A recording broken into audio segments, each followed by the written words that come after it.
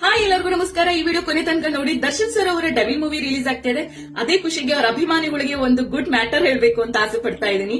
ಏನಂತ ಹೇಳಿದ್ರೆ, ನಾನು ಸಿನಿಮಾ ಇಂಡಸ್ಟ್ರಿನಲ್ಲಿ ಕೆಲಸ ಮಾಡ್ತಾ ಇದ್ದೆ ಸುಮಾರು 15 ವರ್ಷದ ಹಿಂದಿನ ಮಾತಿದು. ಸೊ ನಾನು ದರ್ಶನ್ ಸರ್ ಅವರ ಅರ್ಜುನ್ ಮೂವಿಗೆ ನನಗೊಂದು ಪಾತ್ರ ಸಿಕ್ಕಿತ್ತು. ನಮ್ ಜೂನಿಯರ್ ಏಜೆಂಟ್ ಕರ್ಕೊಂಡು ಹೋಗಿದ್ರು. 2 ಮಿನಿಟ್ಸ್ ವೇಟ್ ಮಾಡಿ ದರ್ಶನ್ ಸರ್ ಬರ್ತಾರೆ ಅಂತ ಹೇಳಿದ್ರು. ಓಕೆ, ದರ್ಶನ್ ಸರ್ ಬಂದಿದ ತಕ್ಷಣ ನನ್ನ ಬಂದು ನೋಡಿದ್ರು. ನಿಮ್ ಏಜ್ ಎಷ್ಟು ಪುಟ್ಟಿ ಅಂತ ಕೇಳಿದ್ರು. ಸರ್ ನನಗೆ ಒಂದು 17 ವರ್ಷ ಅಂತ ಹೇಳ್ದೆ ನಾನು. ಸಡನ್ ಆಗಿ ದರ್ಶನ್ ಸರ್ ಕೋಪ ಮಾಡ್ಕೊಂಡ್ಬಿಟ್ರು. ಯಾಕೆ ಕೋಪ ಮಾಡ್ಕೊಂತಾರೋ, ಇವಾಗ ನನಗೆ ಚಾನ್ಸ್ ಸಿಗುತ್ತೋ ಇಲ್ವೋ ಅಂತ ಹೇಳಿ ಮನ್ಸಲ್ಲಿ ನನಗೆ ಗಾಬರಿ ಆಗ್ತಾ ಇತ್ತು. ಬಟ್ ದರ್ಶನ್ ಸರ್ ಇಮಿಡಿಯೇಟ್ಲಿ ನಮ್ಮ ಜೂನಿಯರ್ ಏಜೆಂಟ್ಗೆ ಸಿಕ್ಕಾಪಟ್ಟೆ ಬೈದ್ಬಿಟ್ರು. ನಿಂಗೆ ಸ್ವಲ್ಪ ಆದ್ರೂ ಮಾನ ಮರ್ಯಾದೆ ಅನ್ನೋದಿಲ್ವಾ? ಚಿಕ್ಕ ಹುಡುಗಿಗೆ ನೀನು ರೇಪ್ ಸೀನ್ ಕರ್ಕೊಂಡ್ ಬಂದಿದ್ಯಲ್ಲ ಅಂತ ಹೇಳಿ. ರೇಪ್ ಸೀನಾ ಅಂತ ಹೇಳಿ ನನಗೆ ಬಹಳ ಶಾಕ್ ಆಗೋಯ್ತು. ಎಷ್ಟು ನಾನು ಮನ್ಸಲ್ಲಿ ಒಂಥರ ಗಾಬರಿ, ಅಯ್ಯೋ ಏನ್ ಇಂಥ ಸೀನ್ ಕರ್ಕೊಂಡ್ ಬಂದ್ರ ನನಗೆ ಅಂತ.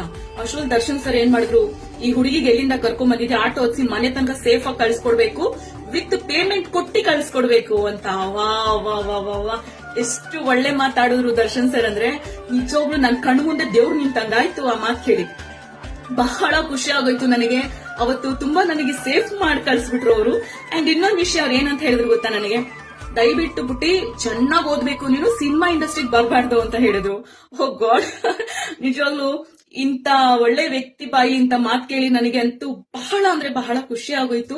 ಸೊ ನೋಡಿ, ಹೀರೋತನ ಅನ್ನೋದು ಸಿನಿಮಾನಲ್ಲೇ ಇರಬಾರ್ದು ಅಲ್ವಾ, ನಮ್ಮ ರಿಯಲ್ ಲೈಫ್ ಅಲ್ಲೂ ಇರಬೇಕು. Is a very good man, is a very good hero also.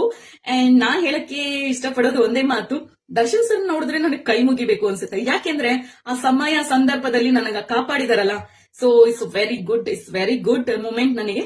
ಅದನ್ನ ಇವತ್ತು ಹಂಚ್ಕೊಂತಾ ಇರೋದು ನನಗೆ ಬಹಳ ಖುಷಿ ಆಗ್ತಾ ಇದೆ.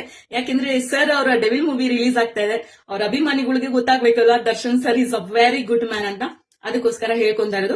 ಇಷ್ಟಿಸಿಂದ ಇಲ್ದಿದ್ ಇವಾಗ ಯಾಕೆ ಅಂತ ಕಮೆಂಟ್ ಮಾತ್ರ ಮಾಡಕ್ ಹೋಗ್ಬೇಡಿ.